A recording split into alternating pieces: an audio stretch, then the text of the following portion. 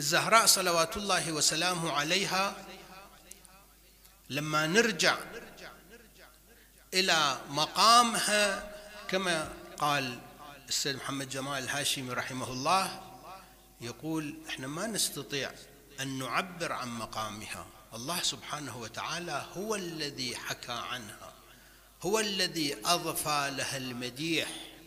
كم آية تتحدث عن الزهراء صلوات الله وسلامه عليها وعن أهل بيتها. مرور سريع لبعض الآيات: ويطعمون الطعام على حبه مسكينا ويتيما وأسيرا إنما نطعمكم لوجه الله لا نريد منكم جزاء ولا شكورا. من هؤلاء؟ الزهراء وأهل بيتها. قل لا أسألكم عليه أجرا إلا المودة في القربى. من القربى؟ السائل يسأل النبي صلى الله عليه وآله وسلم، يقول له قرباي أو قرباك؟ قال قرباي. آية المباهلة: فمن حاجك فيه من بعد ما جاءك من العلم فقل تعالوا ندعو أبناءنا وأبناءكم ونساءنا ونساءكم وأنفسنا وأنفسكم ثم نبتهل فنجعل لعنة الله على الكاذبين. من النساء؟ يا وحدة. شوف نلاحظ، أنا في لقاءات سابقة أشرت لهذه النكتة، أكو نكات دقيقة تعبر عن مقام أهل البيت ومقام الزهراء. لما نيجي للأنفس، الإمام علي والنبي، الأبناء الحسن والحسين، النساء من؟ وحدة. يعني كل نساء المسلمين ما كنا مؤهلات لأن يقرن بالزهراء سلام الله عليه. ما جاب النبي وحدة ثانية، مع أنه كثير من النساء مؤمنات صالحات من نسائه صلى الله عليه وآله وباقي نساء المسلمين. مو معنى أن الدنيا خلت، ولكن هذا مقام خاص، مقام المباهلة. مصير الأمة، مصير الإسلام يتوقف عليه، ما يجيب النبي أي واحد.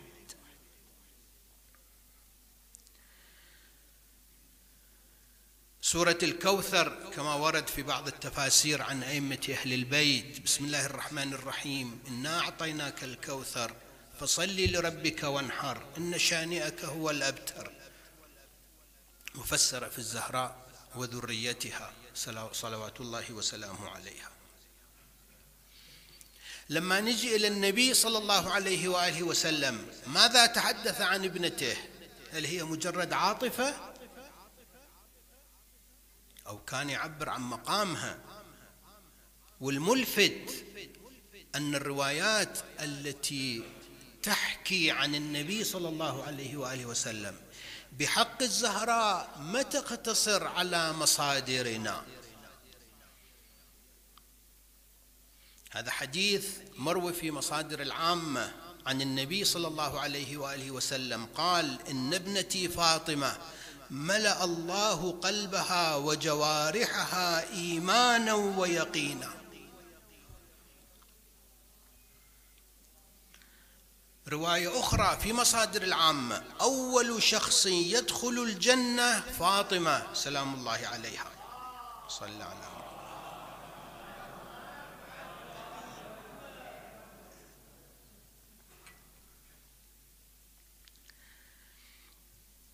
رواية أخرى في مصادر العامة: عندما سئل النبي صلى الله عليه وآله وسلم قيل له: يا رسول الله، أي أهلك أحب إليك؟ قال: فاطمة بنت محمد. اللهم صل على محمد. الحديث أيضا عن ابن عباس في رواياتهم في البخاري قال رسول الله صلى الله عليه وآله وسلم: فاطمة سيدة نساء أهل الجنة. إذن الزهراء صلوات الله وسلامه عليها احنا ما نحيي ذكراها لمجرد كونها مرتبطة نسبيا بالنبي صلى الله عليه وآله وسلم، وإن كان هذا أيضا وظيفة وحق علينا أن نكرم من انتسب إليه. والحديث الوارد عنه صلى الله عليه وآله وسلم: المرء يحفظ في ولده. هنا هم في التوصية لنفسي ولإخواني. في أشخاص غير أهل البيت لهم حق علينا أن نحفظهم في أبنائهم وعوائلهم. من هم؟ الشهداء. شيعة أهل البيت قدموا كثيرا من الشهداء. هؤلاء الشهداء سواء الذين قارعوا نظام الطاغية، أم الذين استشهدوا بالعمليات الإرهابية، أم الذين قارعوا جرائم داعش والقاعدة والبعثيين، كل هؤلاء وغيرهم هؤلاء لهم حق خاص علينا. المرء يحفظ في ولده. إذا ما نستطيع أن نقدم خدمة لعوائل الشهداء لقلة ذات اليد أو لظروف خاصة، على الأقل نشعرهم بالتكريم والاحترام. هذا نستطيع. دائما نقول أنت مفخرة، أبوك مفخرة، أخوك مفخرة. هذا حق لهم علينا. هؤلاء ضحوا في سبيل قضية شريفة، في سبيل مبدأ، في سبيل صالح العام. كان بإمكانهم أن يعتزلوا مثل ما اعتزل غيرهم. إذن الزهراء صلوات الله وسلامه عليها عندما نحيي ذكراها لانتسابها لرسول الله صلى الله عليه وآله وسلم وكرامة لرسول الله، وكذلك نحيي ذكراها كرامة لها لمقامها عند الله، وليس مجرد انتسابها للنبي صلى الله عليه وآله وسلم.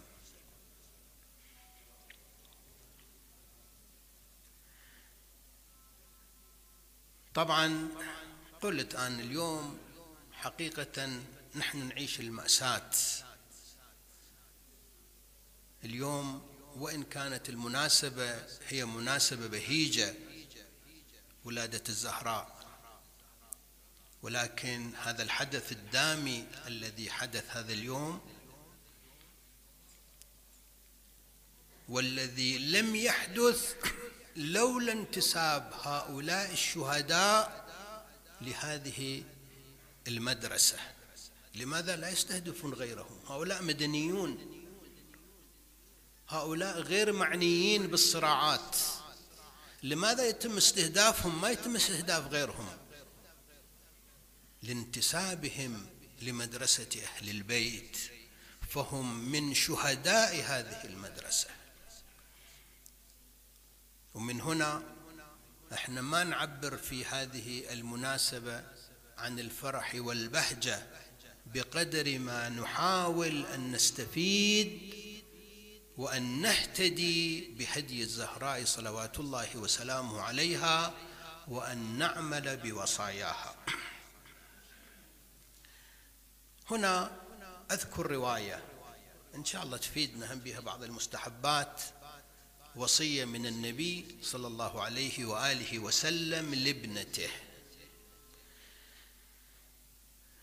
هذه الرواية مذكورة في منابع العامة أيضا، مو فقط مصادرنا، عن الزهراء صلوات الله وسلامه عليها.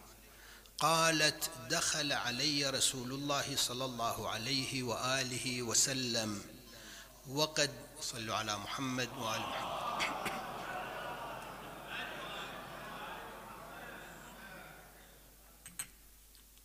دخل علي رسول الله صلى الله عليه وآله وسلم وقد افترشت فراشي للنوم، فقال: يا فاطمة، لا تنامي إلا وقد عملت 4. قبل النوم 4 أشياء الإنسان يحاول أن يعملها. ما هي 4؟ ختمت القرآن وجعلت الأنبياء شفعاءك وأرضيت المؤمنين عن نفسك وحججت واعتمرت. هاي توصية النبي للزهراء قبل النوم. قال هذا وأخذ بالصلاة. يقول النبي أوصاني بهذه الوصية وانشغل يصلي، فصبرت حتى أتم صلاته.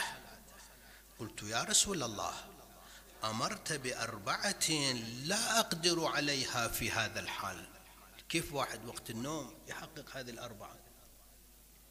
فتبسم رسول الله صلى الله عليه وآله وسلم وقال إذا قرأت قل هو الله أحد 3 مرات فكأنك ختمت القرآن. شوف الله سبحانه وتعالى رحمته الواسعة، منقول واسع المغفرة واسع الرحمة أرحم الراحمين أكرم الأكرمين. أحيانا بس ننتبه لصحتنا وأموالنا وظروفنا الخاصة.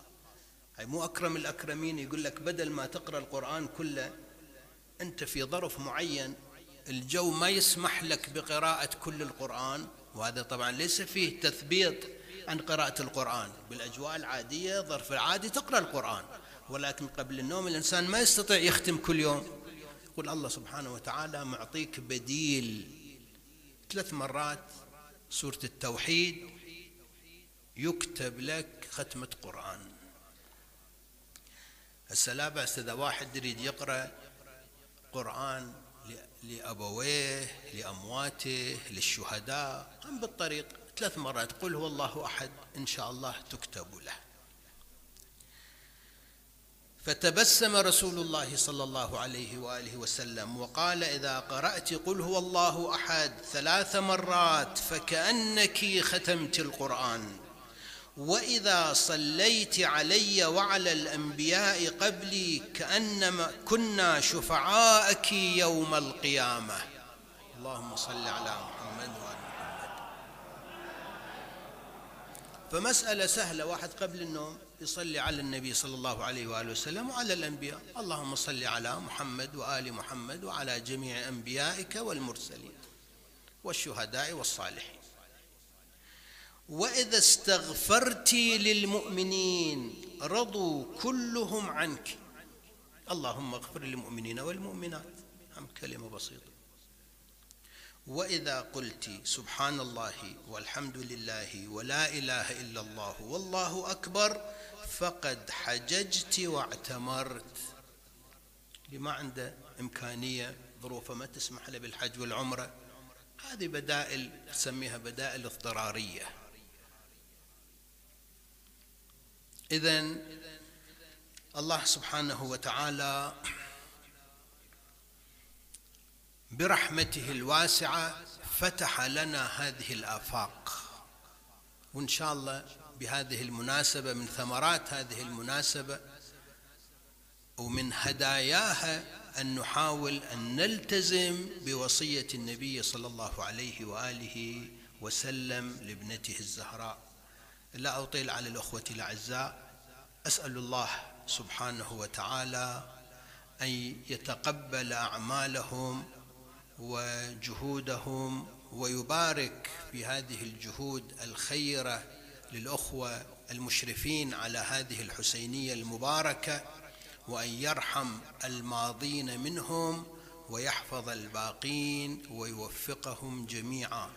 كما نسأله سبحانه وتعالى أن يوفقنا لأن نكون شيعة خلصاء لأئمتنا صلوات الله وسلامه عليهم ولجدهم النبي المصطفى صلى الله عليه وآله وسلم وأمهم الزهراء، وأن نستنى بسنتهم ونهتدي بهداهم. وآخر دعوانا أن الحمد لله رب العالمين.